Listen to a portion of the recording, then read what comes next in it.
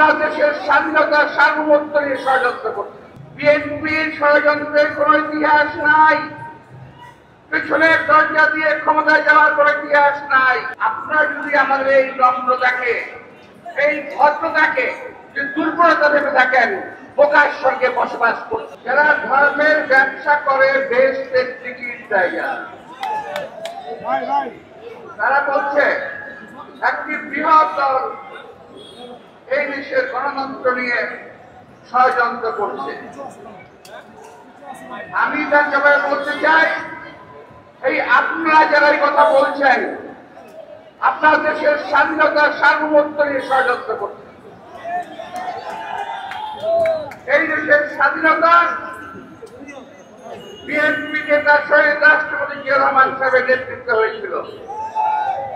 আজকে 7 নভেম্বর আপনারা তাকে সেই দিনটিকে অশ্রদ্ধা জানিয়েছেন। এই দিন নিয়ে কোনো কথা বলছেন না, বলছেন একটি বৃহৎ দল ষড়যন্ত্র করছে।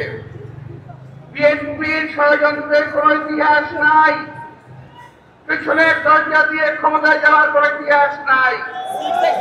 বরং আমরা বারবার চেষ্টা করেছেন 1947 সাল থেকে, সেই সময়ের স্বাধীনতা আন্দোলন আপনারা করেন নাই, জনগণের বিরুদ্ধে গিয়েছেন। 71 সালে জনগণের বিরুদ্ধে গিয়েছেন, এখনো জনগণের বিরুদ্ধে যাওয়ার চেষ্টা করছেন। বিএনপি কিছুদিন যাবৎ খুব শান্ত, সভ্য, ভদ্র হিসেবে আমরা বলেছিলাম এই সরকারকে আমরা সহযোগিতা করব, আমরা বরাবর সহযোগিতা করে যাচ্ছি। আপনারা যদি আমাদের এই নম্রতাকে, এই ভদ্রতাকে যে দুর্বলতা ভেবে থাকেন, বোকার সঙ্গে বসবাস করছেন। বিএনপি যদি মাঠে নামে, আপনাদেরকে ট্যাবলেট খাওয়ার জন্য খুঁজে পাওয়া যাবে না। আমরা বলে দিচ্ছি, আমরা হুঁশিয়ার করে দিচ্ছি, ষড়যন্ত্র থেকে সাবধান থাকেন। সনদ নিয়ে কি হয়েছে এ বিষয়ে আমাদের নেতা মির্জা ফখরুল ইসলাম সাহেব বলবেন। আমি বললে সময় নষ্ট হবে, আমি বলতে চাই না।